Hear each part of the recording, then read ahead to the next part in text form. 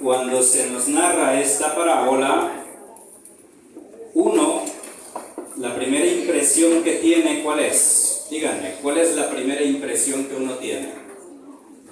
Lo primero que surja del corazón, del alma, ¿qué es? ¿Mande? Lo primero que sale es... Las llagas, okay. Le llamó la atención a usted lo que dice el Evangelio, que yacía a la puerta del rico y hasta los perros le lamían las llagas. Sí, es terrible, ¿no? ¿Alguien más? ¿Alguna otra impresión que tenga? Es capítulo 16, versículo 19 de San Lucas. ¿Alguien más? ¿Algo que les haya llamado la atención? Lo que sea. La indiferencia, ¿ok? ¿Qué más? La diferencia también. ¿La diferencia entre qué? La diferencia material entre uno y otro. Y sí, de hecho, la primera impresión es así como, como que aquí nos están hablando de dos realidades, ¿no? De los que materialmente tienen, pueden, y de los que no tienen nada. Esa pareciera como la primera impresión. Pero déjenme decirles que Jesucristo, como todo buen Señor nuestro, va todavía más a la profundidad. Digamos que la parte material queda reducida como a un segundo término. Eso es como lo que podemos analizar en este momento. Fíjense que aunque tiene un contenido social, este Evangelio no debe ocultarse a nuestros ojos otro aspecto que están allí en este texto. Fíjense que empezó el Evangelio a decir que Jesús le habló a los fariseos. O sea, cuando inicié en el capítulo 15, si regresa un poquito, veo aquí la hermana trae su Biblia, eso es excelente. Vaya al capítulo 15, versículo 1. Jesús le habla a los fariseos y a los escribas. ¿Por qué? ¿Qué le criticaban a Jesús en ese momento? Dice,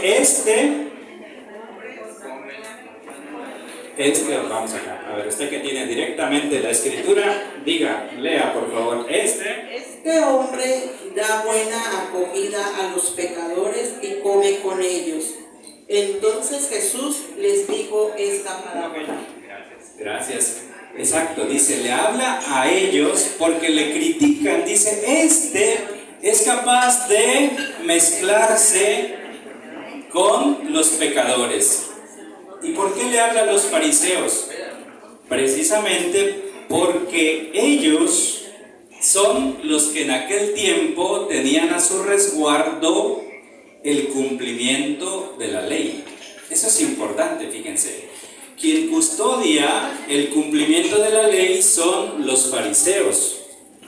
Y los fariseos, ciertamente, aunque Jesús les está diciendo que el que no oye la palabra de Dios, lo que está plasmado en la ley y los profetas, pues tampoco se va a convertir aquel, sí, precisamente porque no escucha la palabra de Dios. Digamos así, por mucho que hagan grandes prodigios, si no escuchan a Moisés y a los profetas, pues tampoco van a creer, por mucho que se hagan prodigios. Bien, lo que quiero aquí es hacer una mirada a este texto, pero desde la psicología de Jesús. ¿Hay algún psicólogo o psicóloga aquí? Una, dos, tres. Bueno, todas las mamás son psicólogas, ¿verdad? Con eso de educar a los hijos. Bien, pero vamos a tratar, no desde la ciencia como tal, pero desde lo que podemos encontrar en el texto. Una mirada profunda en la intención. Cuando yo dije desde la psicología de Cristo, se refiere más bien a la intención profunda que tiene cuando se acercan estos hombres fariseos y demás. Obviamente Jesús se está refiriendo a una cuestión precisa, concreta de su tiempo. Se estaba refiriendo precisamente a algo que estaba sucediendo allí en su población, allí donde estaban. Y los fariseos se consideraban, como les dije al principio, como los custodios del cumplimiento de la ley.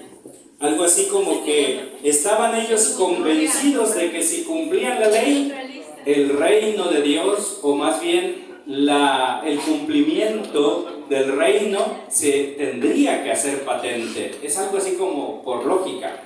Yo cumplo la ley, exijo la ley y el reino llega, como en automático. Ese era como el pensamiento.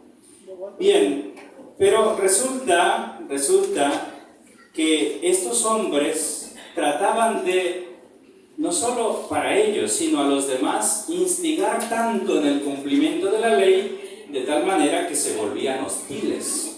¿Sí saben eso, verdad? Hostiles en el sentido de, tienes que cumplir la ley, cueste lo que te cueste, tienes que cumplir la ley. ¿Por qué? Por la mentalidad de que si la ley se cumplía, el reino de Dios llegaba. Así de simple, ¿sí? Y más estando dominados por los romanos en aquel tiempo, cuanto más no añoraban que el tiempo de Dios, el kairos, el reino de Dios se hiciera presente para destituir o echar fuera a los romanos que los tenían dominados. Pero aquí viene una cuestión, y por aquí, ¿quién dijo? Yo soy psicólogo.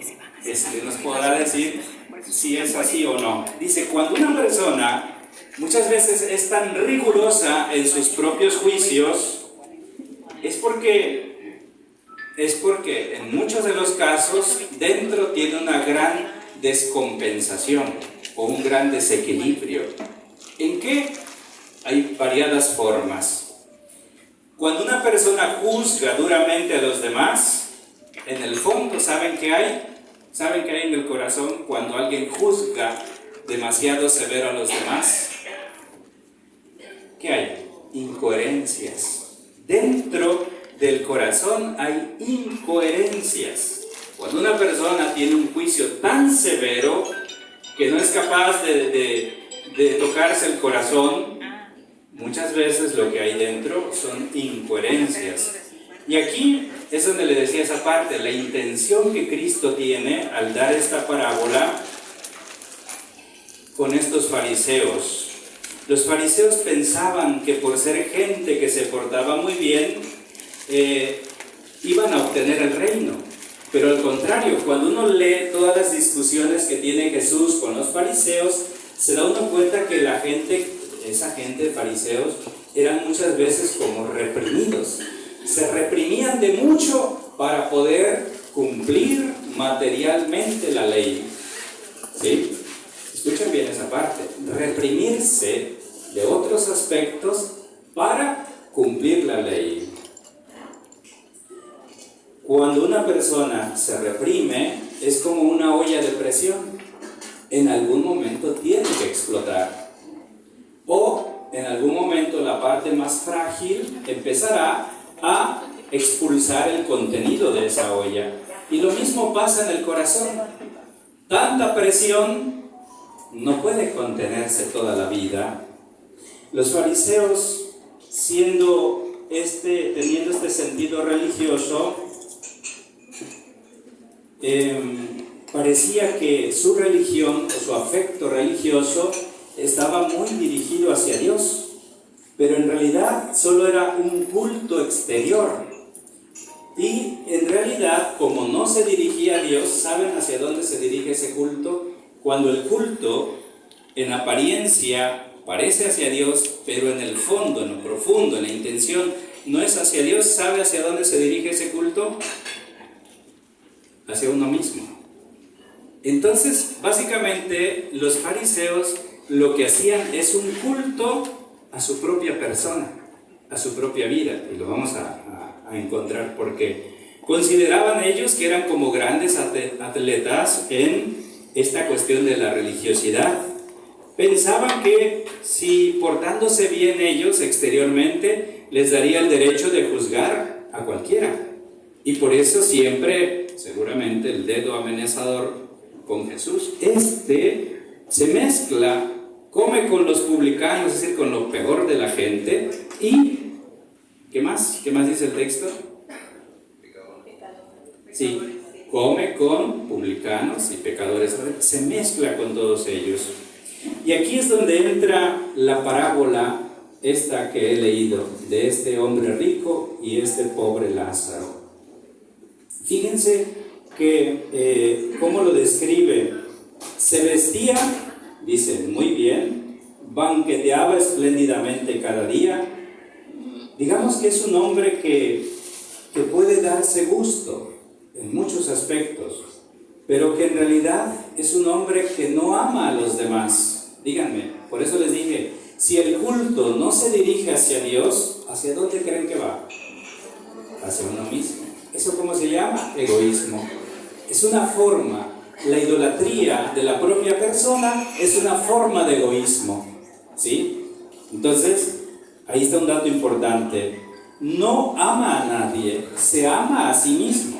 Y hasta eso, hay que ver si verdaderamente se ama a sí mismo, como lo dice toda la extensión de la palabra. Seguramente ese amor no era amor, tal vez es idolatría al propio egoísmo. El fariseo por dentro, fíjense, era y será una persona que aparece muy dura por fuera, pero que por dentro está lleno de ansiedad, o lleno de ansias. ¿Lleno de qué? Lo que quiere es darse gusto, lo que quiere es saciarse. Y ojalá fuera saciarse solamente de placeres, porque el culto al ego es nefasto, es terrible. Esto lo sabemos precisamente porque lo hemos visto en nuestra iglesia, en nuestra sociedad. Quien solo se da culto a sí mismo, enseguida empieza a romper todo por donde pasa y empieza a destruir todo, ¿ok? Nada más no se miren unos entre otros. Cuando se estudia el interior del corazón, muchas veces se descubre todo esto.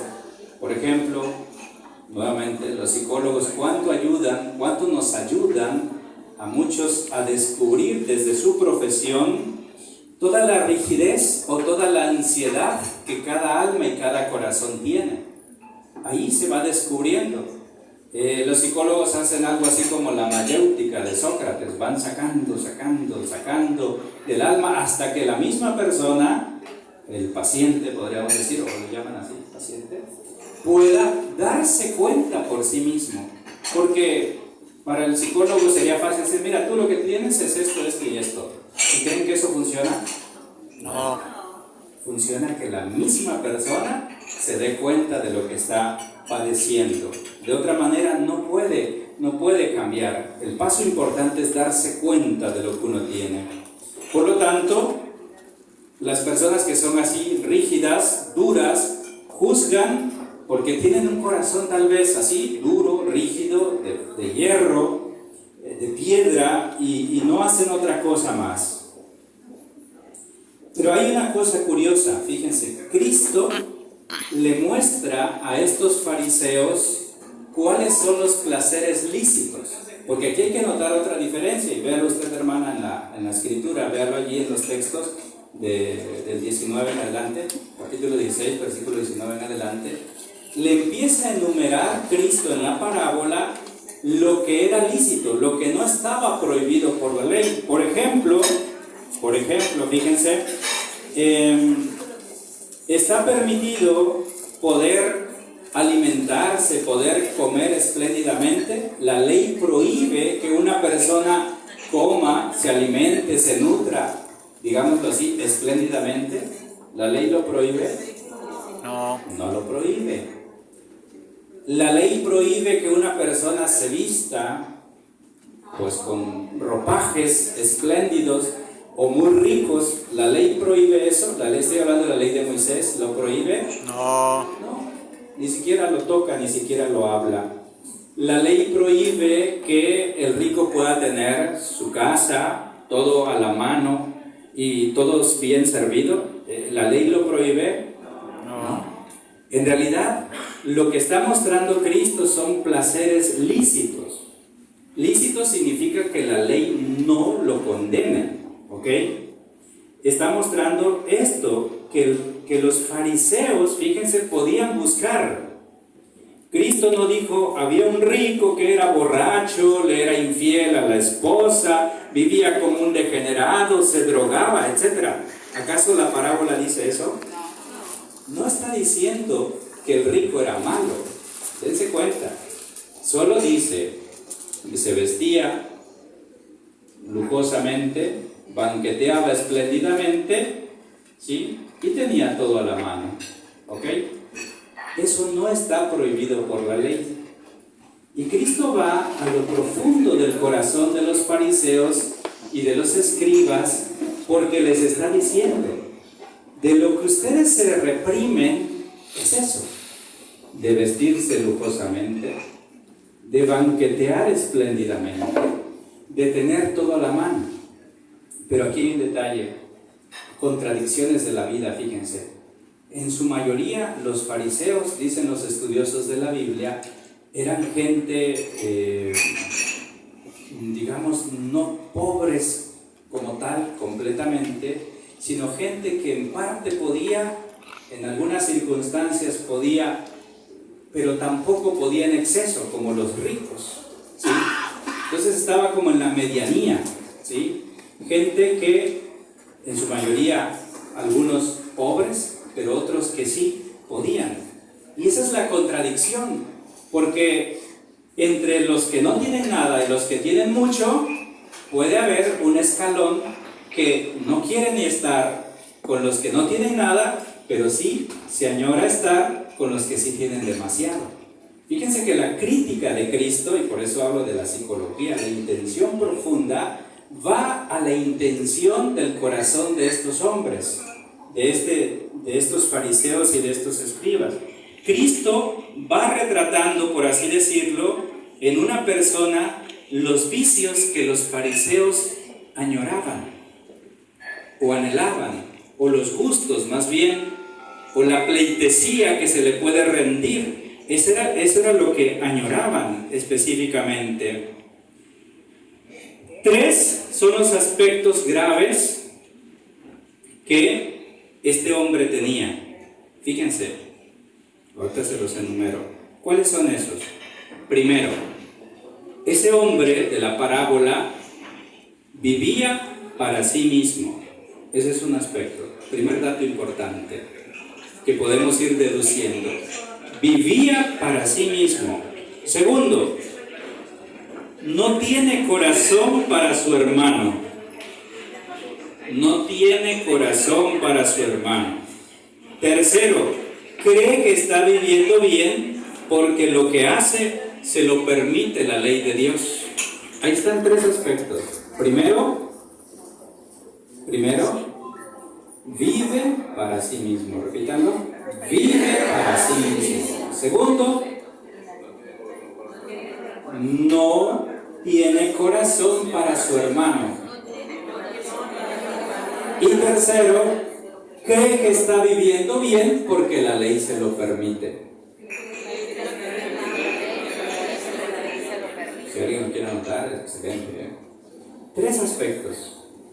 Vive para sí mismo, no tiene corazón para su hermano y cree que vive bien porque la ley se lo permite.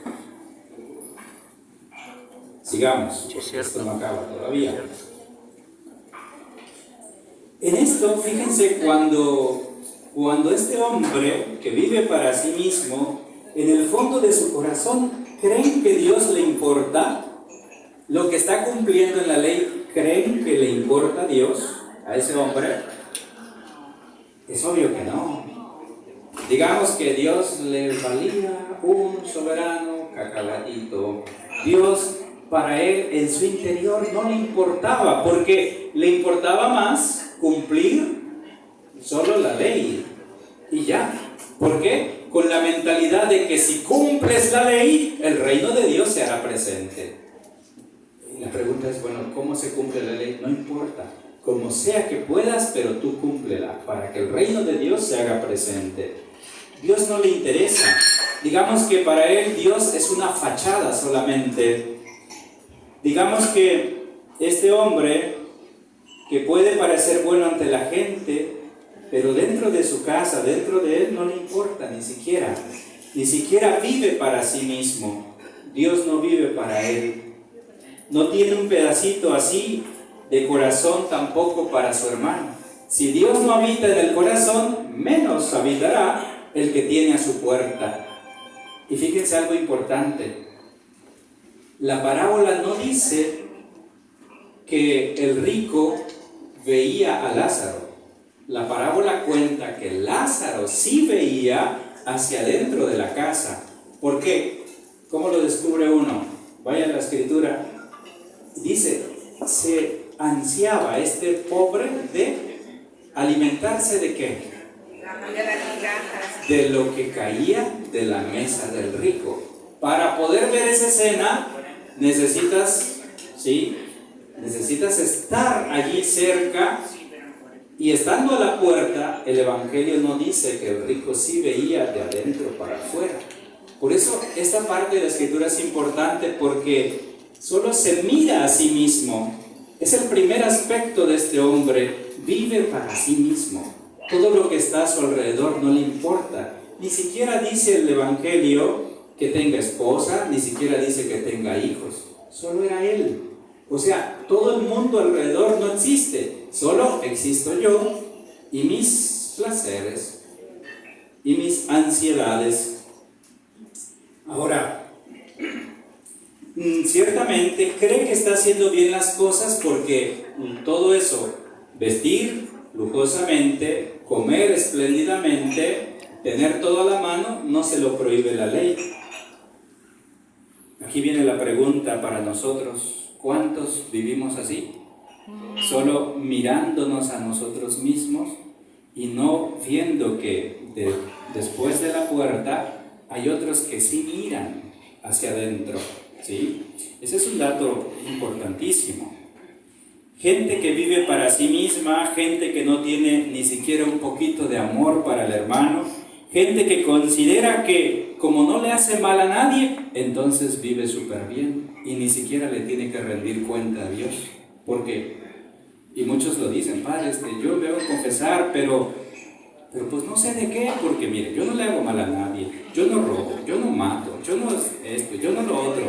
Fíjense cómo empieza la misma, el pensamiento y la intención de esa persona que dice: yo no le he hecho mal a nadie. Oye, espérate, hay también lo que en la iglesia llamamos pecados de omisión, lo que no has hecho, lo que te ha faltado hacer, ¿ok? Bien, y eso es lo que Cristo está denunciando.